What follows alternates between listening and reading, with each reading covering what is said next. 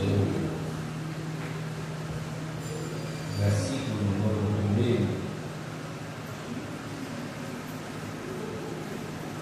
até o versículo número 13. Gênesis 3, versículo 1 até o versículo 13. Vamos achar? Amém. Capítulo 3, versículo 1, texto de está. Ora, a serpente era mais astuta do que todos os animais do campo que o Senhor tinha feito. E esta disse à mulher: é assim que disse Deus: não comereis de toda a árvore do jardim. E disse a mulher à serpente: do fruto das árvores do jardim comeremos, mas do fruto que está no meio do jardim, disse Deus. O que foi que Deus disse? Não comerei dele. O que foi que Deus disse? Não comerei dele. Nem mais o que? Nem dele tocarei. Porque o que? Para que não morrais. Então a serpente disse à mulher: certamente não morrereis, porque Deus sabe que no dia em que comerdes se abrirão os vossos olhos. Acontecerá o que com os olhos? Acontecerá o que com os olhos?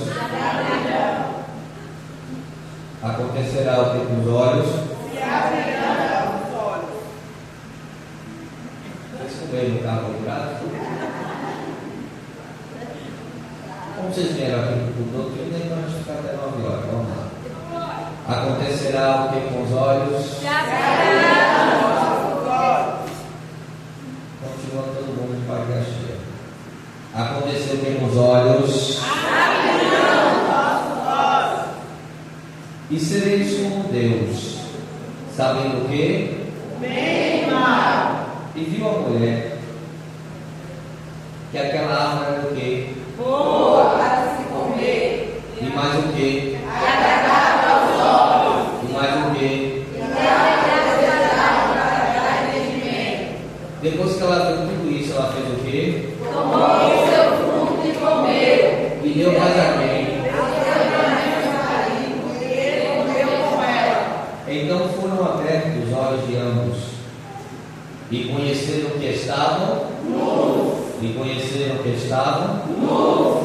E cozeram folhas de figueira, e fizeram para si aventais. E ouviram a voz do Senhor Deus, que passeava no meio do jardim pela viração do dia. E eles fizeram o quê? E eles fizeram o quê? Adão e sua mulher na presença do Senhor entre as árvores do jardim. E chamou Deus Adão e disse-lhe: onde estás? E disse ele: ouvi a tua voz soar no jardim, e o quê? Por quê? Porque estava nu. E escondi-me. E disse Deus: quem te mostrou que estava nu? Comeste tu da árvore que te ordenei que não? Comeste. E te ordenei que não? Comeste. Então disse Adão: a mulher que tu me deste por companheira, ela me deu da árvore e comi. Versículo 13. E disse Deus à mulher: por que fizeste isto? E qual foi a resposta de Eva? A serpente me enganou e eu comi. Qual foi a resposta de Eva? A serpente me enganou e eu comi. Vire para quem está do seu lado e diga: cuidado. Misericórdia. Cuidado com a serpente. Pode sentar.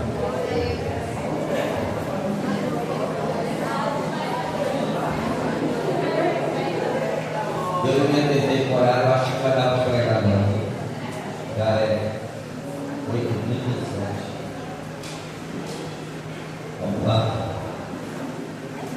A Bíblia conta no capítulo 3 a história da causa e os efeitos que duas pessoas causaram por causa da desobediência. A causa é o pecado que gera a desobediência, que gera o pecado. A palavra pecado, na sua etimologia, quer dizer errar o alvo, errar a direção, errar o caminho. É aquela situação que nós deixamos de obedecer à instrução que nos é dada e começamos a seguir aquilo que achamos que é correto. E a Bíblia compara o pecado de desobediência, de rebelião, como sendo o mesmo pecado de feitiçaria. Nós teremos agora, é interessante me veio à memória, um palestrante nessa escola bíblica de Lírio, chamado pastor Edil Vinagre. Ele é um grande especialista nesse tema sobre a questão da governança espiritual. E quando a gente fala de obediência, se tem uma coisa que entristece qualquer pai e qualquer mãe, é quando o filho desobedece aquilo que lhe é ordenado. E toda ordem que um pai e uma mãe fala, e eu posso falar com convicção por ser pai, normalmente nós damos porque temos a função de quê? O objetivo de quê? Hein? Quando você diz a um filho não faça, o que é que você está dizendo a ele? Todo mundo insiste no filho aqui. Quando o pai diz ao filho não faça, o primeiro objetivo naquele não faça, não pode, não vá, é proteger de algo que a vida pode lhe trazer como consequência. E com Deus não é diferente. Deus, quando faz o chamado jardim do Éden, Deus faz o jardim para a habitação da sua criação, Adão e Eva. A arqueologia, após alguns textos, chegam à conclusão que o jardim estava na região da Mesopotâmia. A palavra Meso quer dizer entre, e Tânia quer dizer rios, entre o rio Eufrates e o rio Tigres. Deus criou este jardim para que Adão e Eva habitassem juntamente com sua família. A história, ela não é detalhada sobre cada dia cotidiano de Adão e Eva. Quer ver um exemplo? Moisés viveu 120 anos.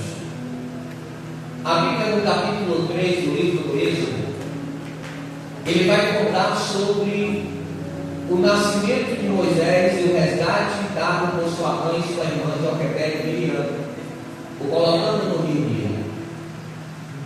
40 anos depois, Moisés é um assassino que foge para um deserto.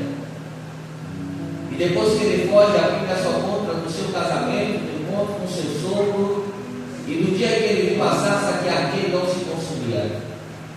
Só que no período que ele fugiu do Egito até o retorno são 40 anos. Mas você não vai ver detalhes dos 80 anos de Moisés, desde o seu nascimento até o regresso. Mas 40 anos são no deserto, quando ele morre após avistar a terra no monte, mas não entrar nela. Mas eu quero acreditar que depois que Deus faz aquele boneco e sopra na sua narina o espírito de vida, Adão e Eva viveram no jardim uma época de felicidade e alegria. Pense em uma família exemplar. Não tinha ódio, não tinha inveja, não tinha rancor, não tinha orgulho, não tinha briga por egoísmo. Era uma família maravilhosa. A inocência imperava dentro do jardim. É claro que a Bíblia não vai detalhar. Só que existe um ser e eu quero que você preste bem atenção nisso que eu vou dizer, que se tem uma coisa que Ele não quer, é que nós estejamos felizes. E quando eu falo de felicidade, eu não estou tratando daquilo que nos cerca, que é material, mas eu estou dizendo daquilo que provém da alma. O que é isso, pastor? A paz com Deus. Tem gente que pensa que felicidade está ligada aos bens materiais que ele possui, quando na verdade a felicidade está exclusivamente ligada a algo chamado paz com Deus. É a ausência de conflitos internos que nos faz andar sorridente e feliz. Quando você pega a biografia dos grandes heróis da fé, quando você pega a história de quase todos os personagens bíblicos, nenhum deles teve vida fácil.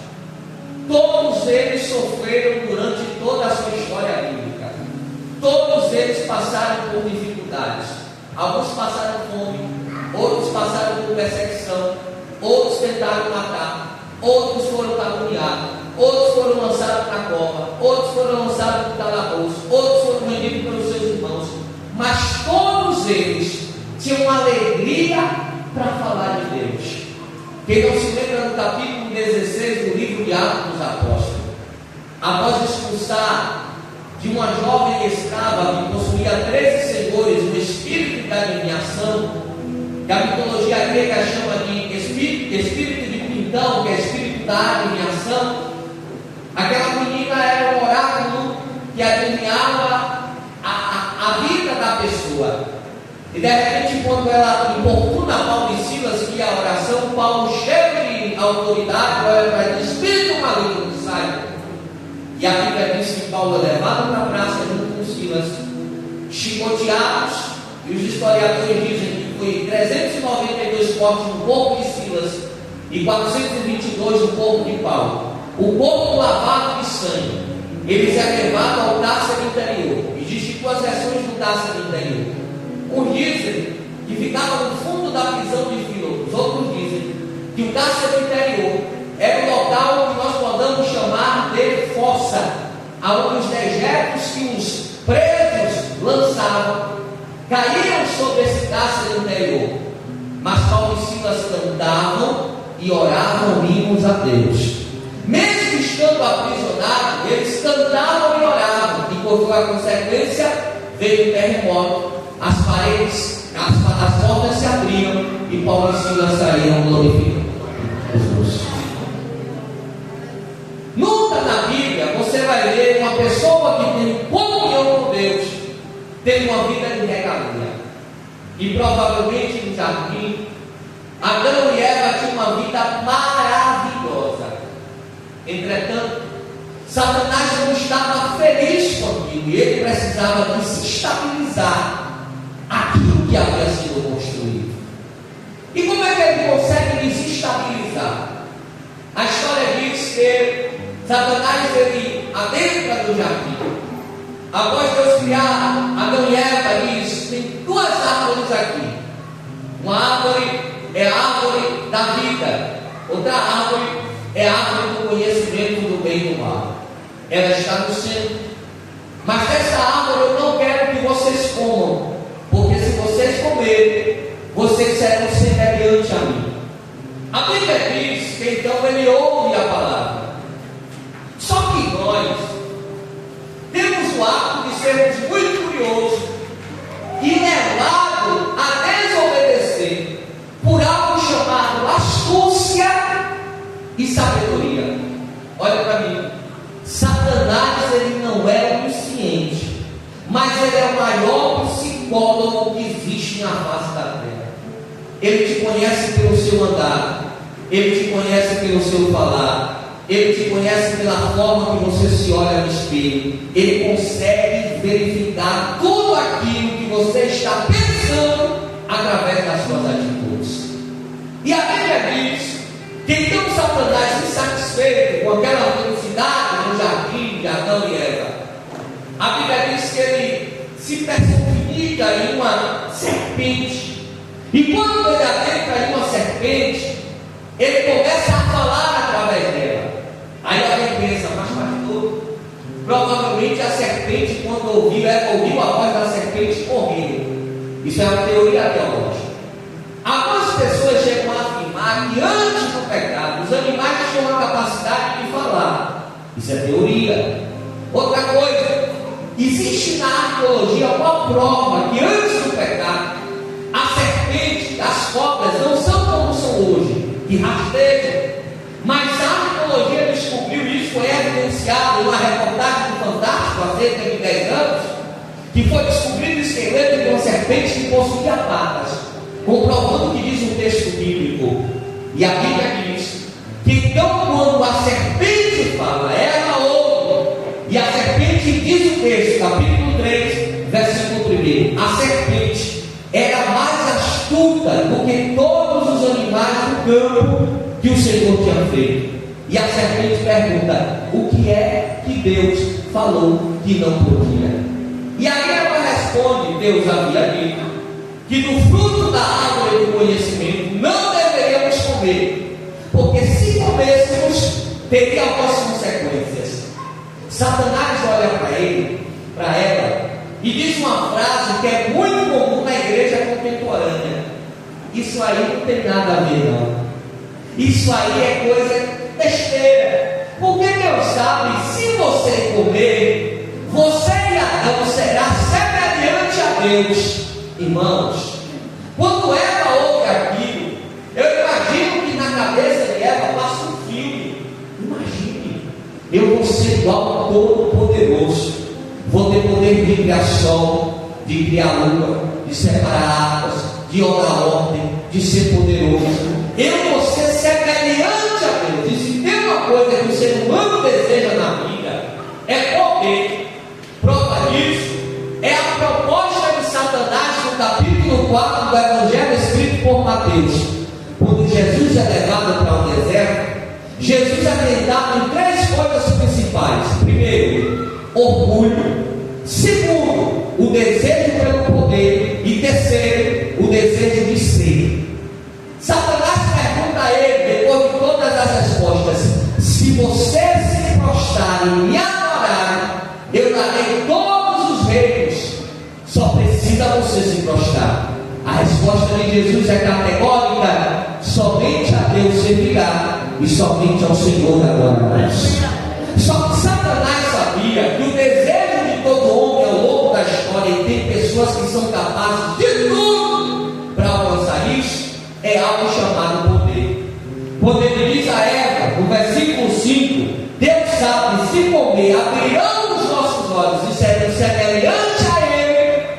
Ela disse: eu vou enxergar aquilo que eu não posso enxergar.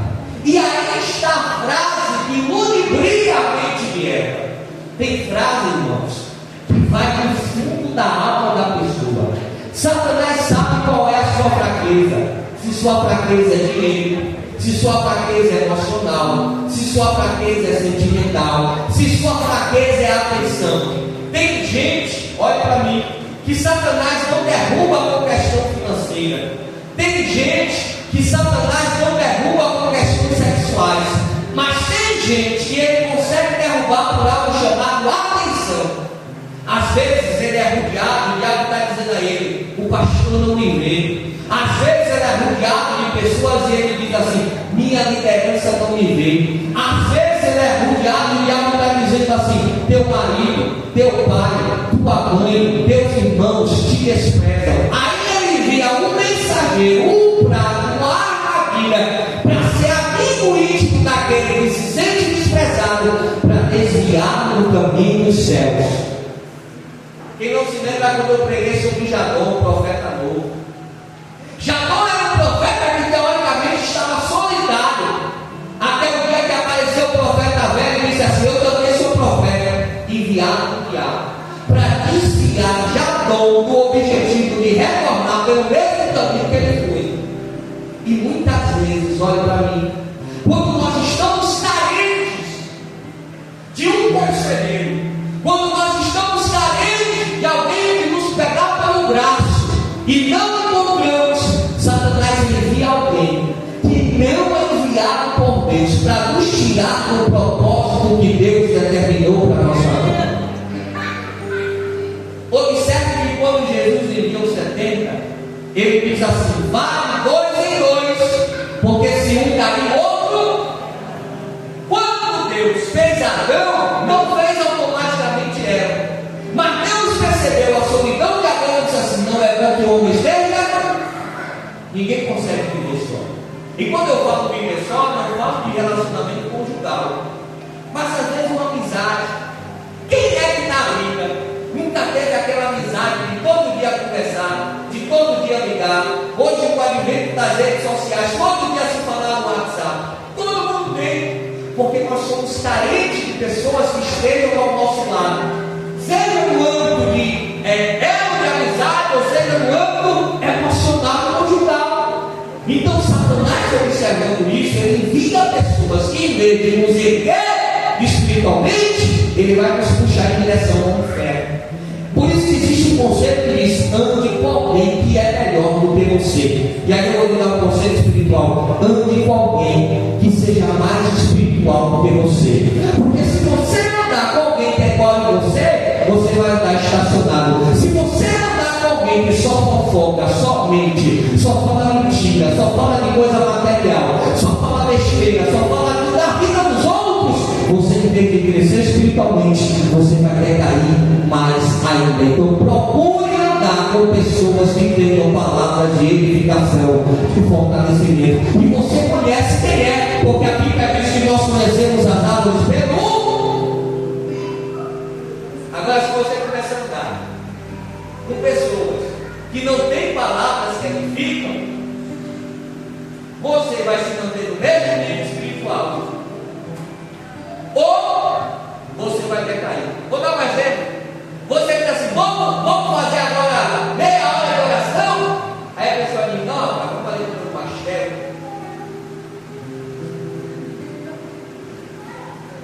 Vamos para o mato típico que vai começar segunda-feira de manhã, 5 horas da manhã, 5h20. Aí ele vai dizer assim: não, vamos ficar em casa dormir, bora conversar aqui no WhatsApp. A pessoa que te leva para o céu é aquela que diz assim: você diz, eu estou sem força para ir orar, eu vou passar em sua casa aí, vou com você e a gente vai para o matutino orar. Antes com esse tipo de gente. E aí, quem sabe, Adão estava trabalhando na terra, porque Adão começou a trabalhar depois do juízo. Capítulo 2, versículo 15 de Gênesis, a Bíblia diz que Deus disse a Adão: tu vai arar a terra, tu vai cuidar dos animais, tu vai ser o gerente, tu vai ser o encarregado, mas tu também vai ser o trabalhador do jardim do Éden. E ele estava provavelmente sozinho, na solidão de Eva. A serpente chega. E quando a serpente chega, ela diz assim: ô rapaz, se tu comer desse fruto, tu serás semelhante a Deus. Eva começa com a vez, mas aí ó, como diz o companheiro, ela abafa o fruto. Só que nesse abafar o fruto, que não sei se é uma maçã, como dizem por aí, eu sei que é o fruto, ela come. A tentação foi grande. E quando ela come, a sensação de prazer existe. Porque olha para mim, toda a tentação, quando ela vem, ela não vem como aquele desenho da Disney, com aquele demoninho, como é o nome daquele, com o tridente. Toda a tentação, quando ela vem com propostas que são irrecusáveis. Nenhuma proposta que o diabo te faz para te tirar da presença de Deus são propostas ruins, são propostas maravilhosas. E ele vai trabalhar em cima da sua necessidade para tentar te tirar da presença de Deus. Ele nunca vai lhe oferecer aquilo que você tem. Ele vai lhe oferecer aquilo que você deseja e que você precisa, ou que você acha que precisa. Ele vai dar aquilo que você almeja. A oferta dele não vai ser daquilo. Ele não vai oferecer aquela de outro violão, sendo que ele já tem. ele pode oferecer um baixo, ele pode oferecer uma bateria eletrônica, mas ele não vai oferecer aquilo que não precisamos, mas aquilo que desejamos e queremos. Olha para mim, não tem como. A tentação, quando ela vem com uma aparência boa, porque toda tentação, segundo o teólogo Maia, ela vem composta, entrelaçada com algo chamado busca pelo desejo, hedonismo. O que é o hedonismo? O homem precisa satisfazer o seu prazer. E aí eu abro um parêntese aqui essa noite para te dizer um negócio. Você sabe porque a sociedade contemporânea não aceita aquilo que a Bíblia prega contra o pecado? Eu não vou entrar em detalhes, mas você vai entender o que eu vou lhe dizer agora. Como é que Deus ama as pessoas se Ele não aceita a pluralidade das formas de amor? É isso que o homem não entende. Aí ele diz assim: não, esse Deus da Bíblia é um Deus falso, porque Deus quer ver todo mundo feliz. Deus quer ver todo mundo feliz. Mas quais são os meios para se alcançar a felicidade? Porque Tiago diz assim: tornai os vossos risos em prantos, lavai as vossas mãos, pecadores. O problema não é o que estamos alegres. O motivo, o problema é pelo qual nós conseguimos chegar ao objetivo da alegria. É por isso que o homem lá fora não entende aquilo que está escrito aqui. Ele acha que Deus só quer ver o homem sorridente, mas quais são os meios para o homem estar supostamente feliz? Roubando, matando, se prostituindo, transformando o uso natural em coisas que são abomináveis. Essa é a palavra de qualquer defensor, ativista, diz que a igreja está dentro lá fora desses últimos dias. A tentação vem com aparência boa. E se a igreja, existe uma igreja tradicional, fundada por Tom Wesley, que hoje eu ouvi uma reportagem há pouco tempo dizendo que agora elas aceitam esse tipo de abominação dentro dela.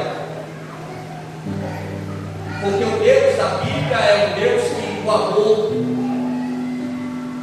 é o Deus que ama a qualquer custo. O amor de Deus está condicionado a princípios, e esses princípios não serão quebrados. Amor verdadeiro de um pai não é um amor que passa a mão na cabeça quando o filho está errado. Amor verdadeiro de um pai é quando corrige quando o filho está errado. Então a tentação ela não vem com aparência ruim. E olha para mim, porque tem uma frase para lhe dizer que é 9 horas. Eu estou na introdução da mensagem e eu vou parar, mas na próxima vez a gente continua. A tentação, quando ela vem, Satanás vai lhe oferecer aquilo que você precisa. E tem uma coisa que eu quero lhe dizer para encerrar agora: nem tudo que chega na sua mão é Deus que está lhe dando. Tem coisas que o diabo vai colocar na sua frente, uma prosperidade, uma riqueza, um benefício, para te afastar daquilo que é espiritual. Você vai continuar na igreja, você vai continuar tomando ceia, você vai continuar em comunhão com a igreja, mas com Deus você sente aquele vazio, aquela necessidade de dizer que tem algo aqui que está errado.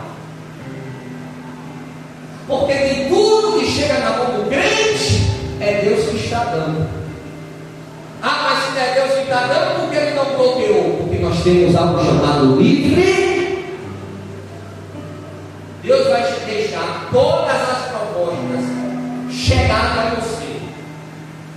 E eu vou encerrar esse tema sobre tentação dizendo o seguinte: e quando isso chegar, não dizer que são tentados por Deus, palavra de Tiago, porque Deus não pode ser. Deus prova a nossa fé, mas Deus não nos tenta.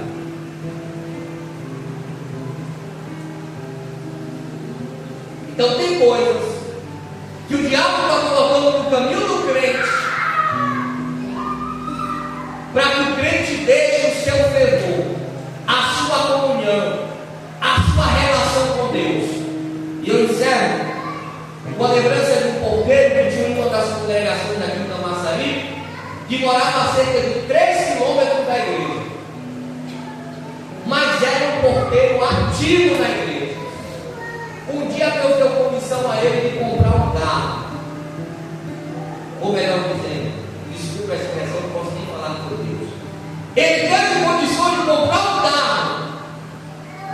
Depois que ele comprou o carro, irmão, ele só aparecia na igreja a cada 15 dias. Aí a minha pergunta foi: varão, por que você não está vindo para a igreja mais assim? E a resposta foi: aquela mesma pessoa que via todo culto de pé, chegava primeiro e todo mundo saía por último, porque ele é o diabo quando ele fecha a porta. Ele diz assim: porque o carro está sem gasolina para vir para a igreja. E quando não tinha carro, ia de pé. Não tem coisas que não é Deus que está colocando no teu caminho. Mas se Deus perceber que está lhe atrapalhando, mesmo sendo o diabo colocando no caminho, ou você tem escolhido, porque tem coisas que não é nem o diabo que monta, é você que procura.